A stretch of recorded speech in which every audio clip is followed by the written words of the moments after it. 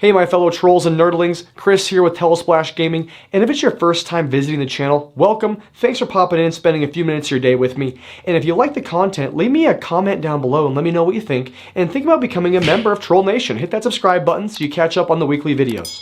With that being said, I'm going to start up my rare games playlist. I'm going to pop one of these out every couple months, but I'm going to start with not just cartridge-based games, but we're going straight for the big granddaddy, arcade cabinets. I always loved arcades as a kid. As an adult, I can't help but pump my quarters into a pinball machine, whether I'm at a gas station or I go to a local arcade or a bar or wherever it is.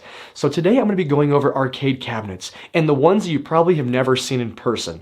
These are usually low production run. They are pretty expensive. You might be lucky enough to find them at a gaming convention or a game con, but you probably aren't going to see these at your local coin-op arcade.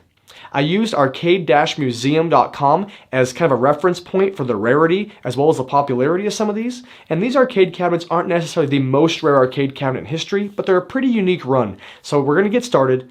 Arcade cabinets that you probably haven't found at your local place. Let's get into it.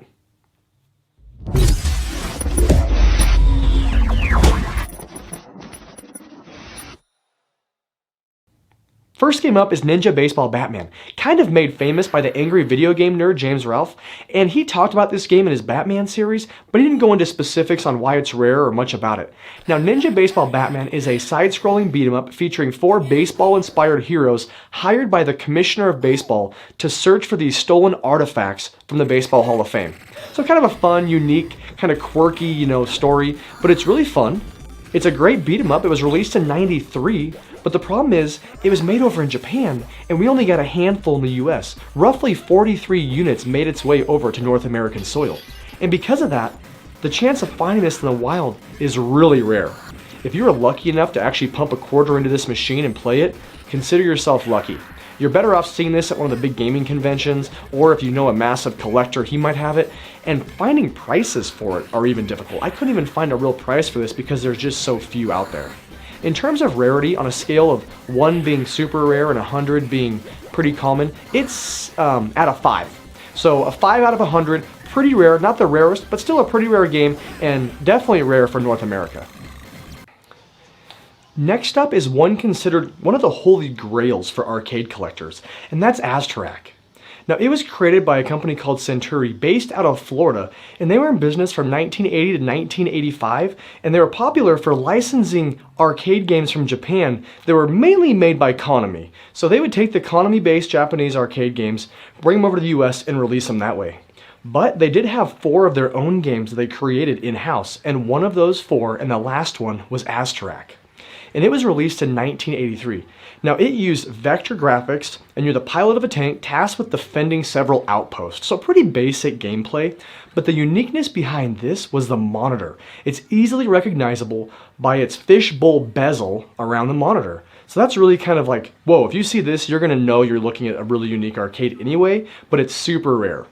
There are reports of 500 arcade cabinets around, but experts claim that that number is actually less than 200 in production. And on the scale of 1 to 100, it has a rarity of 3. So again, Ninja Baseball Batman's 5, this one's 3. This one is very rare, and again, if you're a collector or someone who is collecting or you know a collector, this is definitely one of those holy grail arcade cabinets for those collectors. Next game up is Sundance, and this game is pretty much a relic at this point. It was released in 1979. It was vector-based, which was all the craze back in the late 70s and early 80s. You had to control, these little balls of sun that were called spheres. They bounced around and you had to collect them to gain points. Very simple, very kind of, normal for the gameplay in the arcades of those days. And as you would collect the sun, these grids would get closer and closer together until you just couldn't collect them anymore, and then you would lose, and that's kind of how you got the game over screen. Now, the rarity behind this cabinet is not only that it had a small production run, which is somewhere around 1,000 from what I could find, but there was also numerous hardware failures. So not only was it a small production run, but it was constantly breaking down, and because of that, there's very few out there because they just don't have the parts available to keep them running. So Sundance on a scale of 1 to 100 is actually at that number 1 spot. It may not be the most rare arcade, but it's definitely up there, and with a number 1 next to it, it is a very, very rare arcade game. And I did find a price on this one going about $3,500 is the price for Sundance. So it is a lot for an arcade, but it was actually a little surprising. I thought some of these arcades would be a little bit more expensive, but one recently sold for about $3,500. So I wanted to include a pinball machine on the list because I love pinball machines. You know, I love arcades, but the thing about pinball that's amazing is you can't emulate it. There's no emulation for a pinball machine. You either have a pinball machine or you don't. So the game that I'm including on here is called Big Bang Bar. And it's not the rarest pinball machine, it's one of the rarest, but it's one of the most fun, rare pinball machines, and it has what I think is the coolest story behind it.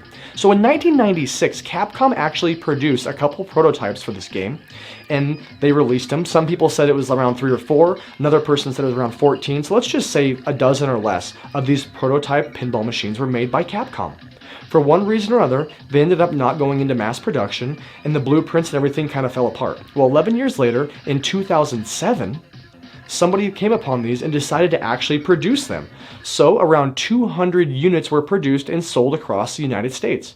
And now you can see them at a lot of cons. They're really popular for that. There's some cool unboxing videos on YouTube and people actually getting it. But with only a couple hundred and being newer with lots of pulsating lights, it has really fun gameplay. It's really sought after by collectors because it's actually a fun pinball machine. The going rate for one of these is around $15,000 to $25,000 if you can find somebody willing to part with theirs. Definitely the most expensive machine on this list, but one that I would actually rather play over, I think, any of the other arcade games on here. To round out this list and be my number 5 on the spot had to be something from Williams. Williams dominated the 70s and 80s arcade market, and they have classics like Robotron and Joust and Defender. And so the one that I picked for this is 1982's Splat. It's definitely their rarest arcade cabinet in existence. I don't even know how many were actually produced. The number was so spread out that I couldn't tell, but it's definitely been called one of their rarest and most sought after arcade cabinets. It's basically an arcade food fight. You are taking over a character and you collect food from a conveyor belt and you proceed to smash your opposition with your food. You're in a cafeteria and you have a big old food fight. At the time it was pretty cool. Obviously in 1982 the graphics were quite a bit different, but like many, it just didn't have a huge production run, even though I don't know the exact number, and it makes it really big in the collector's market. It has a 6 out of 100 in terms of its rarity, so not quite as rare as some of the other games on the list, but definitely a rare arcade cabinet compared to others. And it actually sells for around $5,000 if you can find it. So, rounding out the list, William Splat. That's going to round out the list today for 4 arcade cabinets and 1 pinball machine that are pretty rare. Have you had a chance to play any of these in person? I've never even come close to sniffing out any of these cabinets. I would love to, and now that I'm a little more versed in it, I can't wait to go to some of these gaming conventions and just see if any of them are even around. It'd be really cool to get my hands on that pinball machine. So let me know if you guys have had a chance to experience any of these games in person. If not, maybe you have it on your main machine.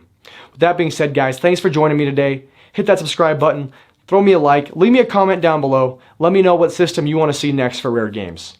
Keep trolling, keep rolling. We'll talk to you guys soon.